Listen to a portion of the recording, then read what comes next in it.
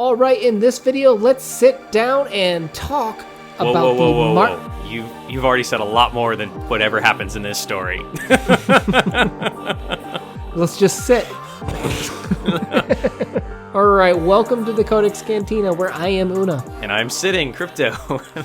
You can read this story for free. We will put a link in the description box below for you to check this story out. The Mark on the Wall was written in 1917 during World War I. Virginia Woolf and her husband founded their own printing press and printed more than 1,000 copies themselves, and then later it was re-republished in 1921 as part of a collection entitled Monday or Tuesday.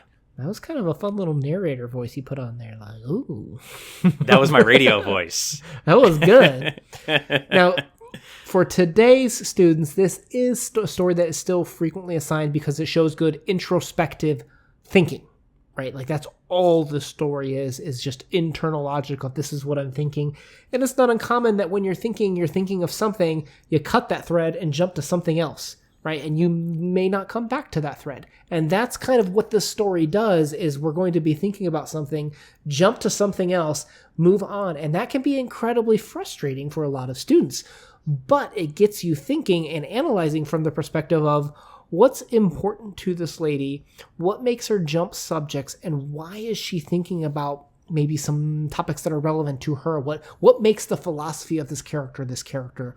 And I think the story is good from that perspective. Fun fact, after reading this story, I was researching some things and it popped up on one of my news feeds, and I read an article saying that some people actually don't have introspective thinking. They don't have an internal monologue. And so maybe if you are in school and you struggle with this, maybe you don't have an internal voice of your own. I cannot get my internal voice to shut the hell up. Prozac, that's what you need. I am spacing out off on some other thread, and I'm like, oh my God, were you talking for the last 10 minutes? Because... Don't tell your wife that. Well, I think it's interesting because I actually have a quote from Virginia Woolf where she addresses some themes in her essay, A Room of One's Own. And she lauded women writers for their skilled prose despite their many setbacks. She wrote of the circumstances of women writers in the 1800s. They had to write in the sitting room with near constant interruptions and a need to hide their work from people, not their immediate families. Because of the situation, it's a wonder to Woolf that most works by women in her time were novels, which I think is interesting and says something about how women writers were still expected to be a role of servitude, a role of raising children, a role of cooking, cleaning, all the stuff while trying to create professional or personal creative outlets at the time. And I feel some of that frustration, maybe not intentionally as she describes here, but I feel that jumping and that distraction element in this story, I think, is a fair way to put this. Yeah, it's kind of initial reaction. That's one thing that I struggled with this story, was how it does bounce or jump, as you said, from one flow of consciousness to the next. And I think that does a good job of representing what maybe it's like to write when you aren't totally given the freedom to just sit down and let your voice be your voice. Stream of conscious writing, right? The idea that I'm trying to have my writing mimic the thought process that we have internally, where most writing is you sit down, it's edited, it's composed, it's crafted. Stream of consciousness is also that, but it's meant to be in a way that kind of mimics the way your brain weaves and flows and jumps between subjects. Yeah. All right, so let's jump into plot and then we'll do our analysis, because the plot's going to take me forever. All right, you ready? I'm ready. The narrator sits in a chair. Okay. And? That's it. That's the plot. The narrator sits in a chair? We're going to get raked over the coals for that one. That's the plot, is the narrator sits in a chair. She stares at a spot. She stares at a spot on the wall, and she contemplates life. Let's give it a little bit. Sentence and a half. Okay, yeah. You beef it up there, okay. Now, I want to give a quick disclaimer, okay?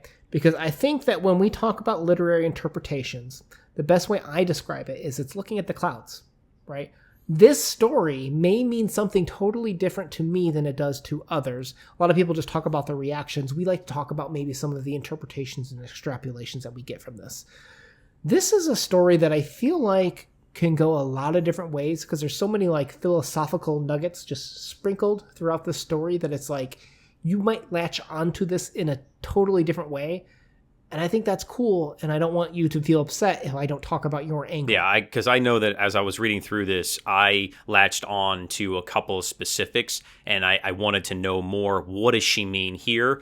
Or is that something that's real, historical? Is there more information that there's a meaning behind this? And I think that as a result, I missed a lot of what the story's purpose was. Well, the story's purpose is whatever you make it, right? This is more on the reader's responsibility side than the authorial, I feel like, side. You read a lot of stories where I think the author does a good job of leading you certain ways to think specific ways and end up at the end result. Virginia Woolf's writing here, from what I can tell, is very open-ended, and you might end up at totally different spots. Case in point, for me, I actually had one main theme that I kind of focused on through this. There was other elements, and I kind of chopped them out because I wanted to really focus on this one theme for how I want to talk about this story today. And I want to talk about the idea of feminism. Yeah, that was kind of the one thing that I took away from it as well. I think that maybe we latched on to a couple of different ideas, but the same theme. So the narrator starts off in this room with a man. Okay, she's not alone, right? We have that quote about we, and I think that's fairly obvious. But she is constantly being distracted by this mark on the wall. My first question for you is there's mentions of chrysanthemums being in bloom in November, but, well, it's in January in the story, but chrysanthemums bloom in November. Have you had any thoughts about that? Did that hit you at all? No, again, I glossed right over that. There's a lot of different meanings for chrysanthemums in literature in terms of what culture you're from, in terms of honor and respect, but all of the things that I saw, I could not figure out how to make sense or why she chose to make chrysanthemums a part of the opening line and why they're in bloom in January when they shouldn't be in bloom. But there's probably something there, but I couldn't figure out what it was. But she gets up and thinks about how things are lost over time, right?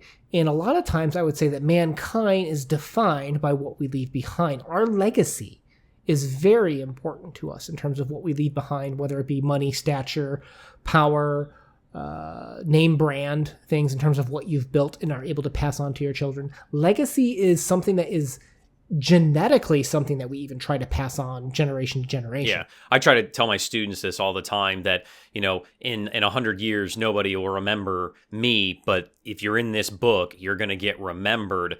Pythagorean lived thousands of years ago, but his name, his legacy still exists to this day.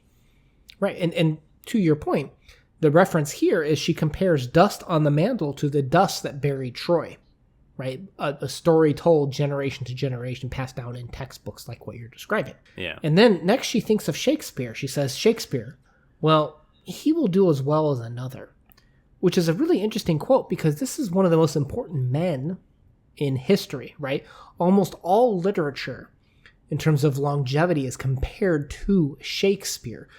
And what is Shakespeare? He's one of the first men in literature. Yeah, he's probably the most famous author of all time, right? I can't think of another.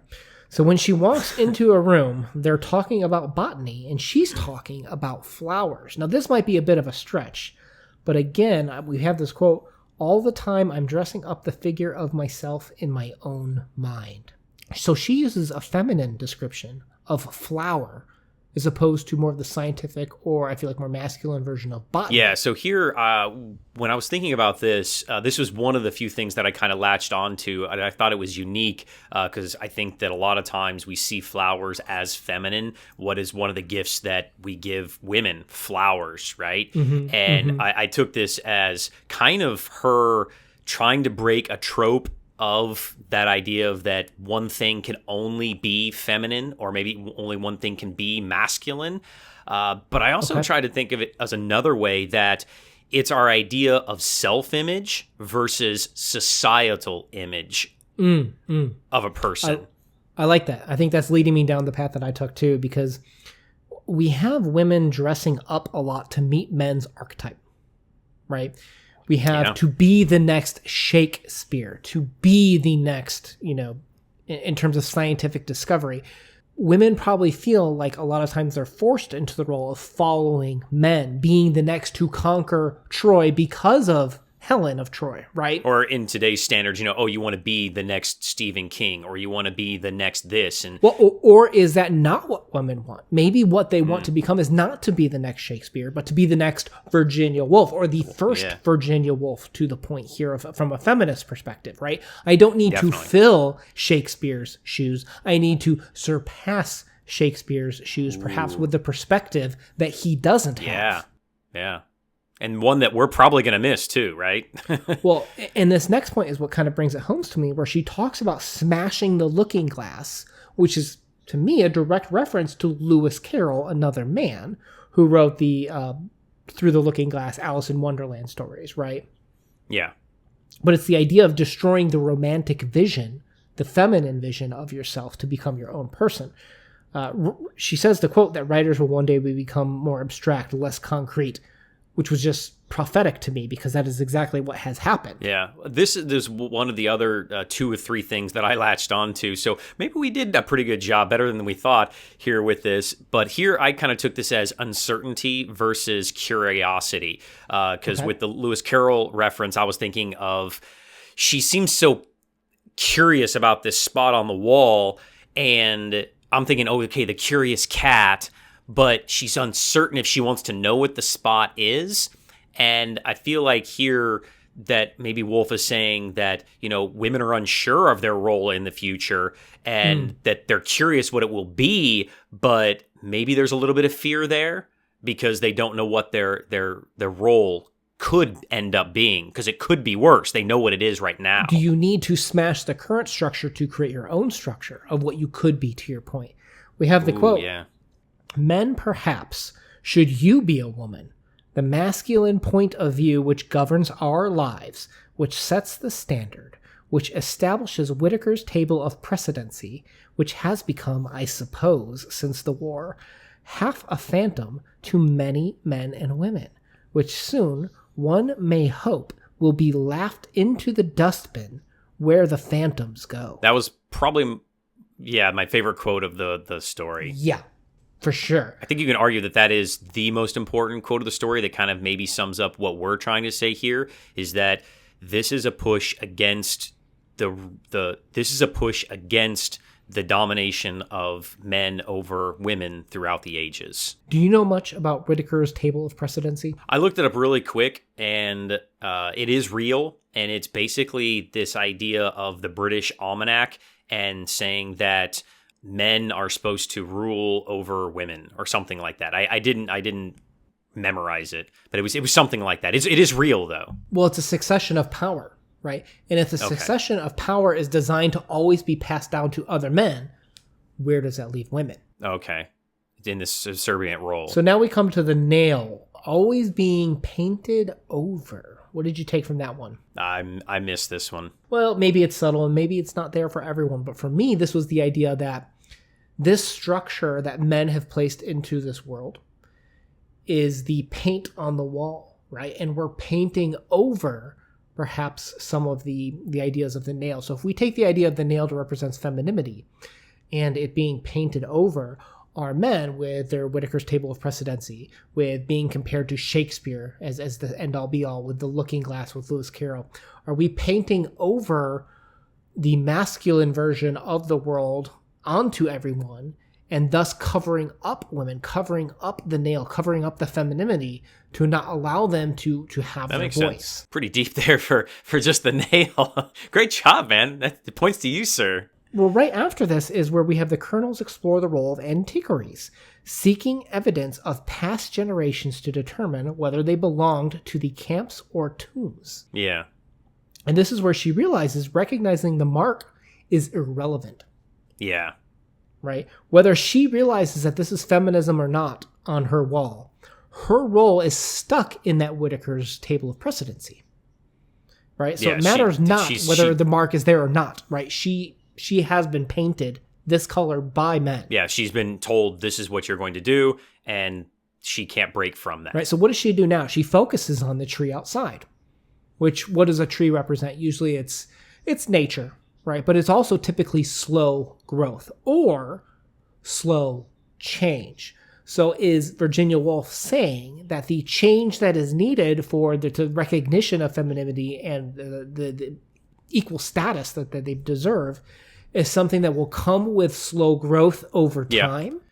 She was a little bit wrong, though. I mean, women get the right to vote in just a couple of years after this, and then when it's republished, women have already gained the right to vote. Well, I don't think it stops just at vote, right? Like, there's a lot more when it comes to equality. No, but I mean, that's the first big change. I mean, that's monumental change of women getting a true voice in the political decisions of our country. And of course, we're not there yet. Don't get me wrong. I think that we have a long way to go for equality between everybody, but yeah, I think that sometimes it can happen in a spark. So it ends up the mark. That's a snail. Just in passing, the man who was in the room the whole time. Yeah, that's funny, right? Well, it defines what the mark is by the man, right? That's a snail. Yeah. What did you think about that? This kind of broke my heart a little bit. That one, it was something that was so mundane. I know that it's supposed to kind of represent, I think, that slow change again, maybe because the snails, traditionally they have like the little circle, their little shell or whatever is circular, and that women are just kind of going in this circular motion throughout their lives. But I felt like I didn't want to know. I felt like it broke the story by learning what it was. You know how sometimes open-ended is good on stories or movies or whatever? Yeah. And there is a point sometimes in a story when you explain too much, metachlorians, for example. And I think that Woolf has done this here. You should have closed out the story without knowing what the snail is. So for you didn't want to know the mark was a snail. Correct. Now, I personally liked that the snail was representative of that slow circular motion that they're stuck in, kind of symbolic of the slow organic growth of a tree. Okay.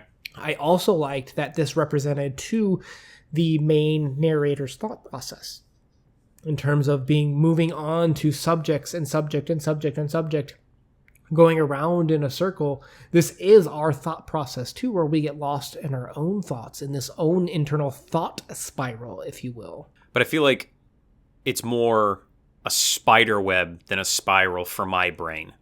And I think that's one thing that maybe makes it very compelling, is that for me, I'm not a woman. It's different for us, and that's okay. But I don't think I think like that. And so I didn't recognize it as being important or significant, because my brain, why scatters and jumps all over the place, is more web-like. To be fair, though, too, there's an argument to be made that every time she gets to a negative view of perhaps maybe women's role in society, perhaps to the war. There's a lot of war references in this too, in terms of the smoke and the fire, but I don't think that was my strongest takeaway. She always came back to the mark. Yeah. Back to the idea of women being painted over by societal or men's structure put on top of them. That I thought that it was interesting too to compare it to the idea that no matter what happens, whatever thought process that you go down to, we're going to get back to that this is a man's run world. Yeah, I like that. I guess that comes back to the idea at the very end. It's a man who discovers it, and he's very nonchalant about it. And yeah, I guess that broke it for me, but that makes sense. Now, in terms of stream of consciousness, we are no noobs when it comes to Faulkner. We've done a lot of Faulkner on this channel, and we've done a lot of James Joyce here recently too, in terms of our experience with this. Now, Virginia Woolf's style when it comes to the stream of consciousness, I notice she will snap back to that mark like we talked about, but I felt like it never really kind of completed the thoughts. Like a lot of these thoughts that we're having here, I had to really dig for, and I felt like it wasn't as thoroughly intended, perhaps, as I saw in some of the other authors that we've seen that have used stream of consciousness. So I imagine for a lot of writers, it could frustrate them, a lot of the open-ended trails that are just snipped off to come back to the main story with this mark. Yeah, that's a good point. I feel like my problem with struggling with Woolf is I don't know enough about her. This is my very first piece of reading of hers, so I feel very ignorant in a lot of ways. But I think I have figured out one thing of why I struggled, and that was this story, as I reflect back on it, felt like a poem, right? And I think as a result, I struggled with it because very difficult for me to analyze. And I think that this story is very much a poem style story. Well, let me ask you a question.